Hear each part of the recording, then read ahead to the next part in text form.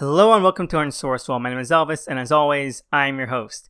Alright, this is going to be kind of a short episode, but a lot of things happening this week, including some very fun and some very interesting comic and TV news, plus some really great releases this week. So first off, let's go with the big topic of the week, which is that we have the brand new trailer for WandaVision, the first MCU entry that might actually get released soon, because it means you don't have to go out into a packed theater in the middle of a pandemic. And does it look boring as hell? I'm sorry, I know there's a lot of hubbub about how innovative and creative and insane it looks, and maybe there's some truth to that. Maybe, if it was about characters that are worth caring about at all. It seems to be a character study about a dynamic that never really existed. That there was some romance or interplay between Scarlet Witch and the Vision, which there wasn't. I mean, they had 3 movies of screen time, and that never actually ever appeared or happened or was developed. They barely said 10 sentences to each other over the course of 7 hours. It's ridiculous that we now have to pretend that there was something between them. And unless the show is really going to try and backload itself, that's what's weighing it down for me. It's hard to get invested in something that was never there, and that is completely nothing. But hey, the production value looks neat, and so fingers crossed that it turns out to be something really interesting and absolutely fantastic, because it's going to have to be, because it has zero foundation. Next up, we have the confirmation that the next season of Supergirl will be the last. No one really knows why, but the conspiracy theorist in me is trying to say that's to make room for Swamp Thing if the CW reruns are a success. Hopefully not, but in any case, there's no love lost here. It should have ended 5 seasons ago. It should have ended after the pilot. If I had to say one good thing about it, it would be that the dynamic between Toyman Jr., aka Win, and Jimmy was pretty solid, which makes sense because together they would basically split up aspects of Jimmy Olsen, but that would be about it.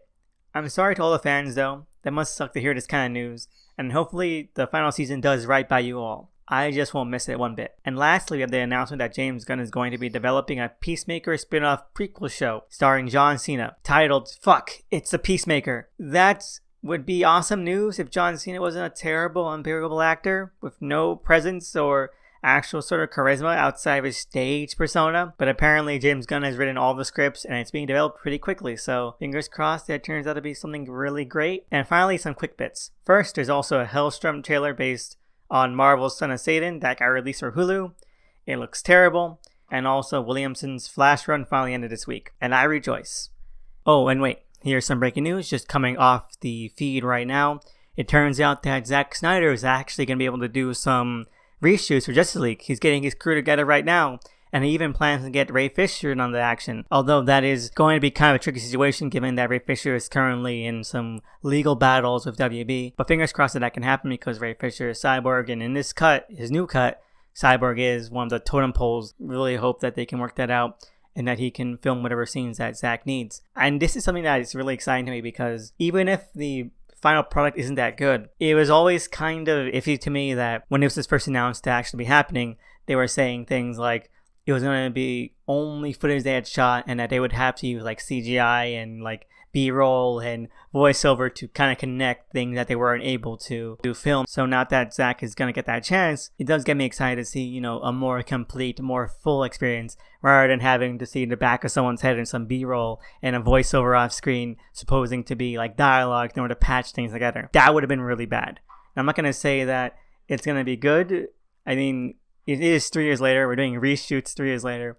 It might be really noticeable, but I do think it's probably going to be a better option than that. Fingers crossed that we get some new Genesis scenes, or at least a cameo or some quick, brief shots of it. I do think that if this is going to be the only movie, it would be a disservice to see Apocalypse and see Darkseid and see Deathsad and not see any Genesis. So fingers crossed that Zack figures this shit out and, does the right thing here. Anyway, let's move on to what I read this week.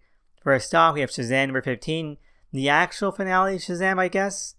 It's the second of 2 fill-in issues written by Jeff Loveness, who I accidentally called Jeff Parker last time, my bad. And even though it's a one-off that feels kind of weird as the final issue, my feelings are pretty much the same as the first fill-in issue. That it's this better, more consistent, more entertaining, and more engaging continuation of Curse Shazam than the actual sequel by Johns has ever been. And that's incredible when you figure that Loveness only had 2 issues compared to the 13 that Johns had and squandered so badly. And that's not the short sell of Loveness. He put in the work.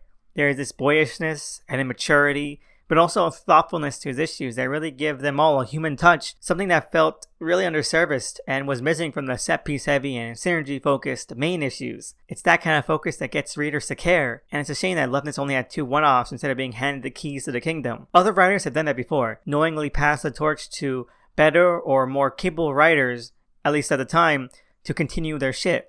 Like when Moore finished his mega arc on Miracle Man, he passed the torch and the keys to Neil Gaiman. Not to say that Gaiman's run was better than Moore's run, but he had finished his story and it would have just languished under his stewardship. And that's pretty much what happened with Johns. He had absolutely no clue what to do other than the base idea of creating stuff to be adapted, and it led to a lot of, boring issues and a lot of wasted time. I mean, imagine if Loveness had been given 15 full issues and the basic outline of Johns' story, in quotes. Well, it would have been something really amazing. I have no doubt about that because he captures that spirit. I mean, I love Curse Shazam, but this new Shazam and the Magic Kingdoms shit, it doesn't hold a candle. But somehow, those 2 one-off issues, one about like a bank robbery, and another one about a house burning down, they're up there. And it's really a shame. And so, it's tragic that he was denied all that. Overall, it's a simple issue, but impactful in most skillful ways. If this series gets a relaunch, Loveness needs to get that job. 2 thumbs up. Next up, we have Immortal She-Hulk, and it's another one-off, a sort of tie-in to Empire that really just exists to tie up some loose threads and questions about She-Hulk and what she's been doing the entire time Hulk and his Gamma Gang have been dealing with trying to stop the apocalypse. And it turns out, a whole lot of emotional trauma. It's one of those issues of Immortal Hulk that tries to string together the history of a character in a way that makes sense, but also opens them up to the new themes of the ongoing, like the one for Leader or the one for Fortean, that Talbot wannabe, and so on. And those have always been some of the best, just because of how slow they take things in epiphany and dread-inducing ways that Ewing recontextualizes older plot beats. So seeing things like Jennifer rising toward heaven before plummeting down to the realm of One Before All, just because Bruce gave her a blood transfusion, is insanity, but it's also instantly tragic. Other than that, and some grateful cleaning up of Civil War II beats, it's pretty standard, but it's